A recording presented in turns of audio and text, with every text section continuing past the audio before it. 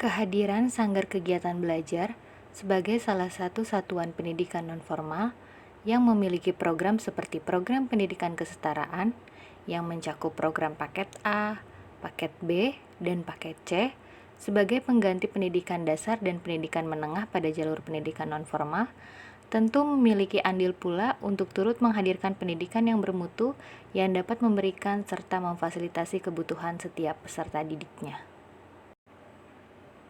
Untuk dapat memfasilitasi kebutuhan setiap warga belajar, menjadi tantangan tersendiri dikarenakan setiap warga belajar memiliki karakteristik keberagaman yang berbeda, baik dari segi kemampuan maupun pengalaman belajarnya. Maka dari itu, sebagai seorang pamong belajar yang terus berupaya dapat menghadirkan pendidikan yang bermutu dan melaksanakan pembelajaran yang dapat mengakomodir perbedaan kebutuhan tersebut, saya pun melaksanakan pengembangan pembelajaran diferensiasi dalam mata pelajaran Bahasa Indonesia yang saya ampu. Sebelum melaksanakan pembelajaran, dilakukan analisis kebutuhan warga belajar berdasarkan minat dan gaya belajarnya. Warga belajar diminta mengakses tes kepribadian gaya belajar secara online pada sebuah situs pendidikan dan juga mengisi Google Form profil warga belajar terkait minat atau kegemarannya. Lalu kemudian dianalisis dan dirancang ke dalam alur tujuan pembelajaran.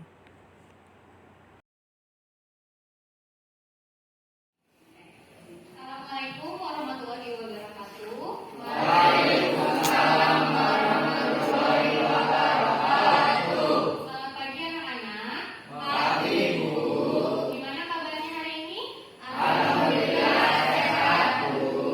Kalau semua keadaannya hari ini pada sehat. Nah, untuk memulai pembelajaran kali ini supaya lebih diberkahi oleh Allah, alangkah lebih baiknya kita berdoa terlebih dahulu ya. Berdoa dipersilakan. Berdoa selesai. Ya. Bona, Dian, Zamar. Nah, sebelum Ibu masuk ke materi, Ibu akan menceritakan satu cerita tentang gambar apa ini? Gambar apa? Ya, ini adalah pohon kelapa. Hiduplah seperti pohon kelapa. Pertama, memiliki banyak manfaat. Kedua, bisa beradaptasi dimanapun. Ketiga, selalu bertumbuh ke atas. Dan yang keempat, apa tadi? Bisa menghadapi tantangan bagaimanapun angin kencangnya nantinya akan datang. Betul. Oke. Semangat ya. Semangat. Ya. Nah,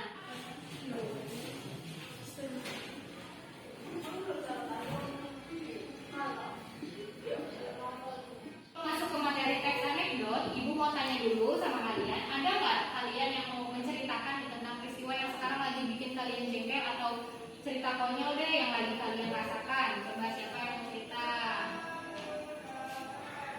Oke, coba silakan ada. Jadi begini Bu, saya jengkel sama kejadian yang pada waktu 1 Oktober kan bikin banget kejadian kanjuruan pesepak bola Indonesia. Padahal masyarakat Indonesia sudah meminta pejabat-pejabat untuk mundur dari jabatannya, tapi para pejabat tidak memenuhi keinginan masyarakat Indonesia. Itu yang saya jengkelkan Bu. Ya, tepuk tangan dulu untuk adik-adik. Ya, itu peristiwa yang berdampak pada orang banyak ya dan memang cukup membuat jengkel. Oke, sekarang di dalam cerita tersebut, coba siapa yang menjawab? Oke, Mimpi, silakan. Artinya, pejabat tersebut tidak bisa bertanggung jawab secara moral karena takut jabatannya hilang. Oke, beri tepuk tangan dulu untuk Mimpi. Ibu sudah dapatkan hasilnya. Ada yang visual kinestetik, ada yang audio visual, ada yang kinestetik visual auditory, dan macam-macam. Ada yang dia cuma satu kinestetik sudah paling dominan. Ibu sudah mengelompokkan kalian ke dalam 3 kelompok. Ibu sudah kualifikasikan di kelompok tes visual. Yang dominan di visual pertama ada Ade Arfa, ada Dian Musnela. Yang kedua di kelompok audio ada Taryono dan Siti Aminah ya. Dan di yang ketiga ini paling banyak kelompok kinestetik ya. Pertama ada Bona, ada Amal, ada Rista ya. Ingat-ingat ya. Sudah tahu ya sekarang kalian ada di kelompok mana? Oke. Tadi Ibu bertanya tentang peristiwa menjengkelkan dan peristiwa konyol. Ini berkaitan dengan materi hari ini yaitu apa? Teks apa? Ya. Masih ingat ya kelompok yang tadi? Kalian dikelompokkan sesuai dengan gaya belajar kalian supaya sesuai dengan minat dan kebutuhan kalian. Nah, untuk kelompok visual setelah ini kalian akan diminta untuk menyaksikan teman-teman yang kinestetik melakukan role playing. Kemudian nanti kalian akan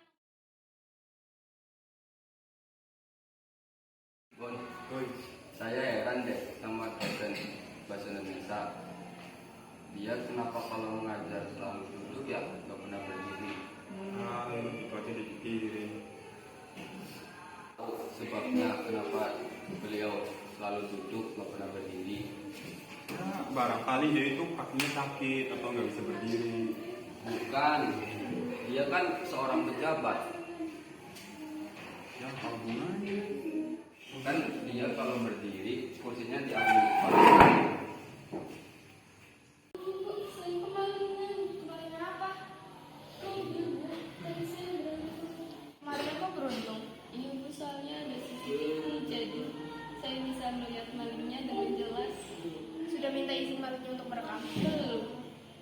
Itu ilegal, Anda saya tangkap. Udah Pak. Bagaimana nilai ulangan bahasa Indonesia hari ini Fitri? Fitri cuma salah satu Pak dari 5 soal.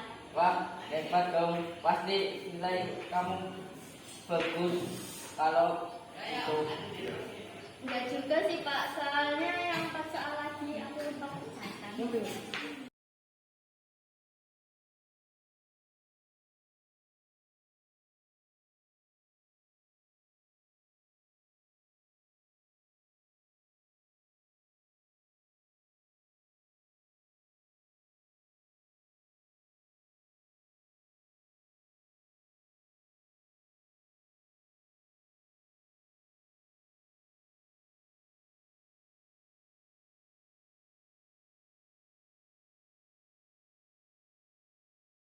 Oke, tepuk tangan untuk semuanya.